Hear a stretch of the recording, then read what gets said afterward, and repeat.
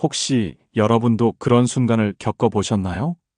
상대방과의 대화 중에 차오르는 화를 참지 못해 감정을 폭발한 후 후회한 적이 있나요? 나이가 들수록 우리는 감정을 다스리는 것이 얼마나 중요한지 깨닫게 됩니다.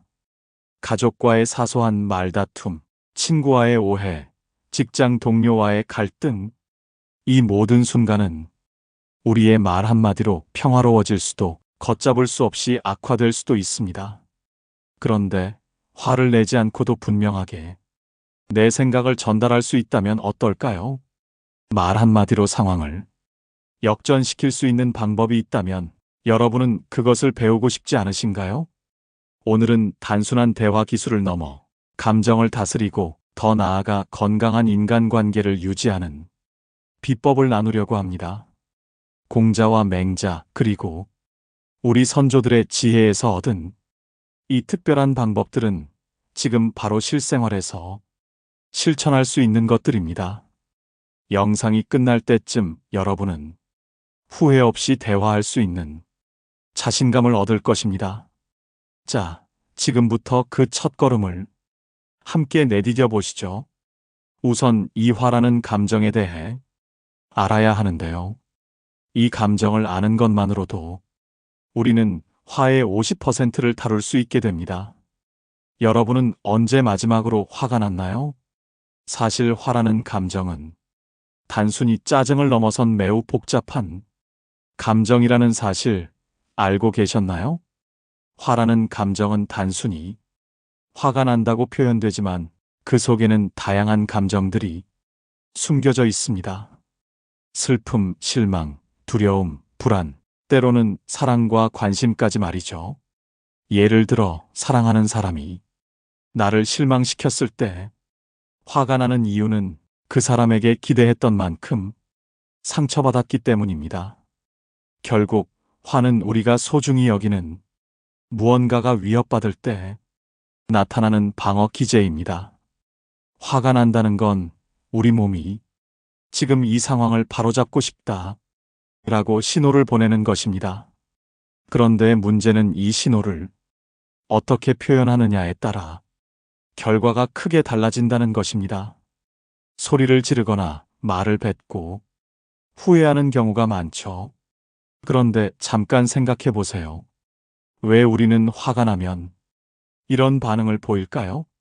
사실 이는 우리 뇌가 즉각적으로 위협을 느꼈을 때 자동으로 작동하는 반응입니다. 마치 과거의 조상들이 맹수 앞에서 싸우거나 도망가야 했던 것처럼 말이죠. 그러나 지금은 맹수가 아니라 사람과의 관계에서 이 반응이 나타나고 있는 것이죠. 화는 단순히 억누른다고 해결되는 감정이 아닙니다. 참으면 참을수록 언젠가는 더 큰 폭발로 돌아올 수 있죠. 이것이 바로 우리가 왜 화를 참기 힘든가? 라는 질문이 답입니다. 화를 내지 않고 속으로만 사귀면 오히려 우리 몸과 마음에 더 큰 상처를 남길 수 있습니다. 그래서 우리는 화를 올바르게 표현하는 방법을 배워야 합니다. 놀랍게도 화는 꼭 나쁜 감정만은 아닙니다. 화는 때때로 우리에게 큰 동기부여가 되기도 합니다. 예를 들어 부당한 대우를 받았을 때의 화는 우리에게 용기를 주어 그 상황을 바로잡도록 만들어줍니다. 또는 중요한 일에서 실패했을 때 느끼는 화는 다음번에 더 나은 결과를 얻기 위해 스스로를 채찍질하는 원동력이 되기도 합니다. 하지만 중요한 것은 이 화를 건강하게 다스리는 방법을 찾는 것입니다. 화내지 않고 말하는 법 첫 번째, 주자는 말했습니다. 어느 때, 어느 곳에서 말하는가가 그 말의 운명을 결정짓는다. 김 씨는 오랫동안 친하게 지내온 친구와 작은 갈등을 겪고 있었습니다. 친구가 약속을 자주 어기고 사소한 일로 거짓말을 하는 것이 쌓여서 점점 불만이 커졌던 겁니다. 어느 날 친구와 함께한 모임 자리에서 김 씨는 화가 치밀어 올랐습니다. 그 자리에서 친구에게 넌 왜 항상 약속을 어겨? 그리고 맨날 말끝마다 거짓말이야? 라고 말하려던 순간 김 씨는 잠시 멈추었습니다. 김 씨는 순간의 충동을 억누르고 그날 모임이 끝난 후 조용히 집으로 돌아갔습니다. 며칠 후 김 씨는 친구에게 전화를 걸어 차분한 목소리로 말했습니다. 우리 언제 잠깐 만나서 이야기 좀 할 수 있을까? 내게 중요한 이야기를 하고 싶어. 친구는 약속을 잡았고 두 사람은 동네의 한적한 공원에서 만났습니다. 김 씨는 차분히 말문을 열었습니다. 사실 그동안 내가 약속을 자주 어기고 사소한 일로 거짓말을 하는 것 때문에 마음이 많이 힘들었어. 나는 우리 사이가 정말 소중해서 이런 문제들을 그냥 넘어가고 싶지 않아. 너랑 더 솔직하게 이야기하고 서로 이해할 수 있는 관계가 되면 좋겠어. 친구는 김 씨의 말을 듣고 미안한 표정을 지었습니다. 미안해. 내가 너무 무책임했던 것 같아. 내가 이렇게 차분하게 이야기해줘서 정말 고마워. 앞으로는 좀 더 신경 쓸게. 김 씨는 그 순간 자신의 선택이 옳았다는 것을 확신했습니다. 만약 그날 모임 자리에서 즉흥적으로 화를 냈더라면 그 대화는 싸움으로 번졌을지도 모릅니다. 그러나 김 씨는 적절한 타이밍과 장소를 선택함으로써 친구와의 관계를 오히려 더 돈독하게 만들 수 있었습니다. 우리는 종종 지금 당장 말해야 한다는 생각에 사로잡혀 충동적으로 말을 꺼내지만 그것이 오히려 상황을 악화시킬 때가 많습니다. 대화에서 중요한 것은 그 순간이 진정으로 적절한 시기인지 그리고 장소가 편안한지 한번 생각해 보는 것입니다. 다음번에 중요한 대화를 나눠야 할 때 주자의 명언을 떠올리며 언제 어디서 이야기할지 신중히 생각해 보세요. 대화의 성공은 바로 이 타이밍과 장소에 달려있다는 사실을 기억하시길 바랍니다. 화내지 않고 말하는 법 두 번째, 공자는 말했습니다. 정내지 않으면 마음이 고요하고, 마음이 고요하면 생각이 분명해진다. 우리는 누구나 화가 나면 즉시 반응하고 싶은 충동을 느낍니다. 여러분, 화가 났을 때 숨을 고르라는 이야기 많이 들어보셨을 겁니다. 그런데 왜 숨을 고르라고 하는지 그 이유를 아십니까? 화가 날 때 우리가 가장 먼저 인지하는 것은 심장의 빠른 박동과 호흡의 변화입니다. 왜냐하면 우리 몸은 스트레스 상황에서 싸우거나 도망가라는 반응을 유발하기 때문이죠. 그렇기 때문에 호흡이 가빠지고 심박수가 올라가며 신체가 긴장 상태에 빠집니다. 화가 났을 때 몸의 반응을 제어하기 어려운 이유이죠. 이때 유일하게 우리가 제어할 수 있는 신체 기관이 바로 폐입니다. 하버드 의대의 연구에 따르면 폐를 통해 심호흡을 하면 교감신경계의 활성화를 줄일 수 있다고 합니다.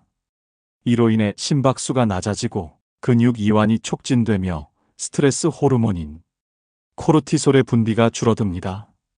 김 씨는 회사에서 한 프로젝트를 맡아 팀을 이끌고 있었습니다. 프로젝트가 거의 마무리 단계에 이르렀을 때 팀원 중 한 명이 중요한 자료를 실수로 삭제해버렸습니다. 이로 인해 프로젝트 일정은 크게 차질을 빚었고 김 씨는 보고서를 제출하는데도 큰 어려움을 겪게 됐습니다. 그날 오후 김 씨는 팀원들과 회의를 하던 중 그 팀원을 강하게 질책하려는 충동을 느꼈습니다. 너 때문에 다 망쳤어. 어떻게 그런 실수를 할 수가 있어? 라고 말하려는 순간 김 씨는 깊게 숨을 들이쉬었습니다. 그리고 잠시 멈춰서서 생각했습니다. 김 씨는 숨을 고른 뒤 차분하게 팀원에게 말을 건넸습니다. 이번 실수로 프로젝트가 많이 어려워졌지만 우리 모두 함께 해결 방법을 찾으면 좋겠어. 지금 중요한 건 실수를 비난하기보다는 앞으로 같은 일이 일어나지 않도록 대책을 세우는 거라고 생각해. 그 말을 들은 팀원은 미안한 마음에 고개를 숙였습니다. 죄송합니다. 제가 더 주의했어야 했는데 앞으로는 이런 일이 다시 일어나지 않도록 하겠습니다. 회의가 끝난 후 김 씨는 자신이 감정을 억누르고 침착하게 대응한 것을 자랑스럽게 생각했습니다. 만약 그 순간에 감정적으로 대응했다면 팀원과의 관계가 악화되고 팀 전체의 사기도 떨어졌을 겁니다. 그러나 김 씨는 숨을 고르고 생각하는 습관을 통해 성숙한 리더십을 발휘할 수 있었습니다. 다음번에 화가 치밀어 오를 때 잠시 숨을 고르며 생각해 보세요. 그 순간이 당신의 말과 행동을 어떻게 바꿀지 스스로 느끼게 될 것입니다. 화내지 않고 말하는 법 세 번째. 왕양명은 말했습니다. 남을 탓하기보다 자신을 돌아보는 것이 현명하다. 김 씨는 자녀들과의 대화에서 종종 어려움을 겪고 있었습니다. 어느 날 딸이 집안일을 돕지 않는 것에 대해 화가 난 김 씨는 딸에게 너는 왜 항상 이런 식이니? 왜 매번 내가 해야 할 일을 미루는 거야? 라고 말하고 싶었습니다. 하지만 김 씨는 이를 악물며 참았습니다.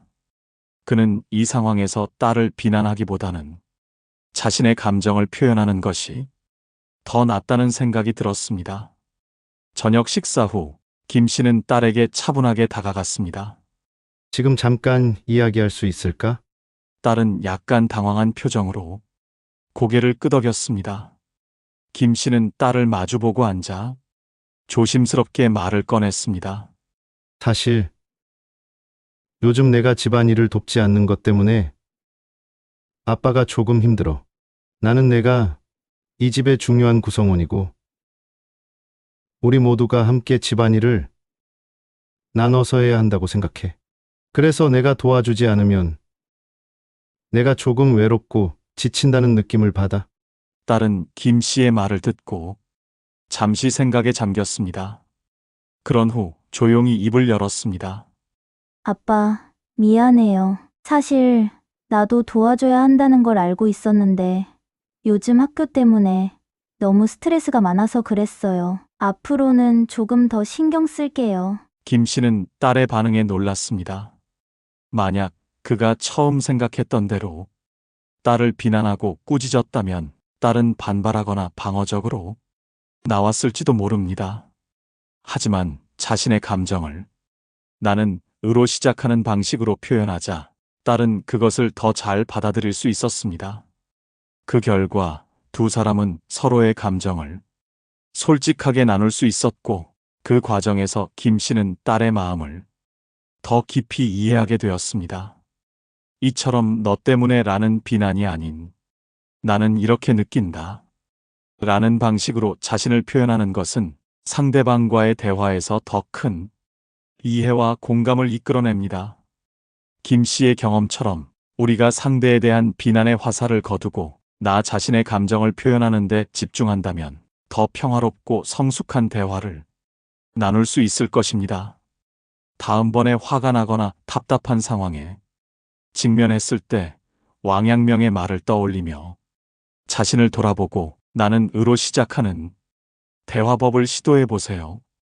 상대방에게 전달하고 싶은 메시지가 더 명확해지고 관계는 한층 더 건강하게 발전할 것입니다. 화내지 않고 말하는 법 네 번째. 맹자는 말했습니다. 말이 곧 그 사람의 마음을 드러낸다. 김 씨는 평소 직장에서 늘 성실하게 일하는 사람으로 동료들에게도 친절했습니다. 그러나 최근 들어 업무 스트레스가 쌓이면서 예민해졌고 그런 상태에서 동료들과 자주 부딪히게 되었습니다. 하루는 김 씨가 중요한 프로젝트를 맡게 되었는데 팀원이 미리 협의된 내용을 제대로 따르지 않은 것을 발견했습니다. 화가 치밀어 오른 김 씨는 그 자리에서 왜 항상 이런 식으로 일을 처리해? 이렇게 하면 안 된다는 걸 몰라? 라고 목소리를 높였습니다. 그 순간 팀원은 얼굴이 굳어졌고 팀의 분위기도 얼어붙었습니다. 김 씨는 그날 밤 집에 돌아와서야 자신이 너무 과민하게 반응했다는 생각이 들었습니다. 자신의 말이 상대방에게 얼마나 큰 상처를 줄 수 있는지를 깨달은 것이죠. 그래서 김 씨는 다음 날 팀원에게 다가가 사과하면서도 좀 더 긍정적인 표현으로 이야기를 다시 시작했습니다. 어제는 내가 너무 예민하게 반응했던 것 같아. 나는 우리가 더 협력해서 이 프로젝트를 성공적으로 마무리하길 기대하고 있어. 앞으로 어떻게 하면 더 잘할 수 있을지 같이 논의해보자. 김 씨의 이 말은 상대방의 방어적인 태도를 누그러뜨렸고 오히려 더 나은 해결책을 함께 찾는 계기가 되었습니다.